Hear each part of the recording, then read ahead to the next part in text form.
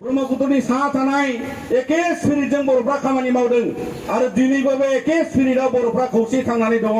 नाथाय दिनै नोंथांमोन बादि बेबादि खायदा कौशल खालामनानै सोरनिबा राजखान्थि दैदेनगिरिनि बे बुद्धियाव नोंथांमोना मानो बेबादि जोंनि सनितपुराव थानाय बिसनाव थानाय बर' हारिखौ मानो डिभाइड एन्ड रुल पलिटिक्सआव मानो लाबोनो नागिरदों?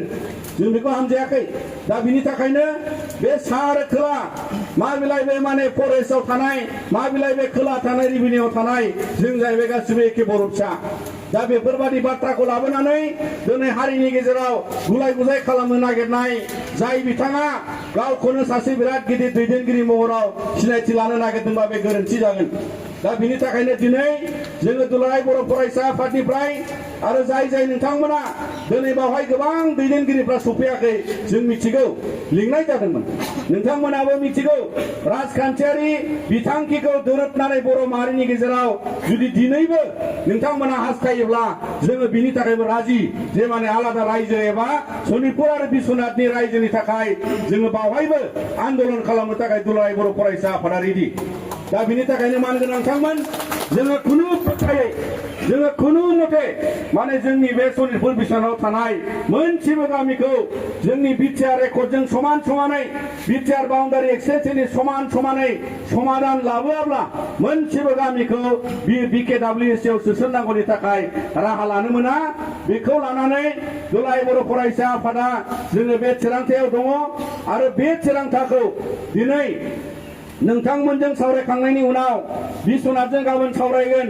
बिनि उनाव जोङो मोनसे आर'जलाइ मानगोनां रनज पेगु बिथांनो जोङो होगोन जे माने बे गासै 161 जि गामि बे गामिखौ बिकेडब्लिउएसि आव सोनायखौ हेंथा खालामनानै जोङो बन्द खालामनांगौनि थाखाय जोङो बेहाय आर'जलाइ होगोन। चिफ मिनिस्टार बिथांखौ जों खावलायगोन मानोना बावहाय जोंनि जे मोनसे गुबै पलिटिकल अबजेक्टिभ राजखान्थियारि अबजेक्टिभ बिकेडब्लिउएसि आव आरो बड'लेण्डआव बेबादि माने माखासे गावस्रानाय मनोभाब लाबोयोबा दिनै जोंनि बे एकर्डनि जाफुंसारनांगौनि गुबै थांखिखौ नोंथांमोना माने हेंथा खालामनाय जागोन होननानै जोङो बे आर'जलाइखौ थाबैनो बिथांमोननो जों होनाय जागोन। दा बेनिखायनो माने बेबादि मोनसे गुलाय गुजाय जानांगौ होननानै जोंबो सानाखै आरो बिनि थाखायनो जोङो सिगांनिफ्राय बिथांमोना बेखौ लानानै जुदि दुलाराय बर' फरायसा आफादखौ लाफानानै समाधान हास्थायनांगौनि थाखाय जुदि सानदोंब्ला बिथांमोना जोंखौ लिंनानै सावरायनांगौमोन आरो बे समाधानाव बिथांमोना दिनै दुलाराय बर' फरायसा आफादखौ नांलाया साननो खोमा।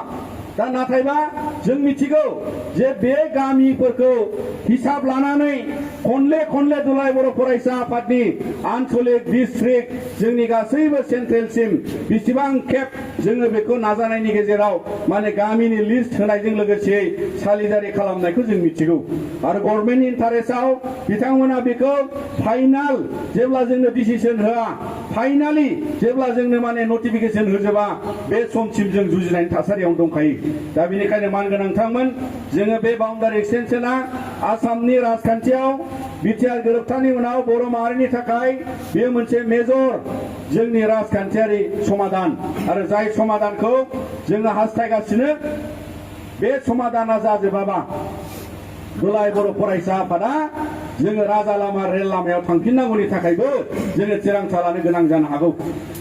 खुनु गावस्रानाय मनोभाबनि राजनिति रावबो दागेलेथों मानोना जोंनि बे 534 मुंख्लंजों लोगोसे बर' माहारिनि 12,000निबो बारा गासिबो मुंख्लंनि मानाव आरो बर' हारिया खनसेबाव जोंखौ जुदि बेबादि सै मै खालामोबा राजखान्थि भाबे जोङो राजा लामा रेल लामायाव ओंखारफिननायनि थाखाय जों राजि दङ आरो बिनि थाखायनो दिनै बे सनितपुर आरो बिश्वनाथखौ लानानै जुदि जोंनि बे राजखान्थियारि दाबिनि बिथांखियाव फैमाल थासारि लाबोनायनि आन्दोआव जुदि मैया दाखालि 29 तारिखआव ओंखारनाय दरखास्तनि जुदि भेरिफिकेसन कागजा खामानि जानानै जोंखौ हेंथा खालामोबा दायनिगिरिया किन्तु जोंनि हारिनिफ्रायनो ओंखारगोन।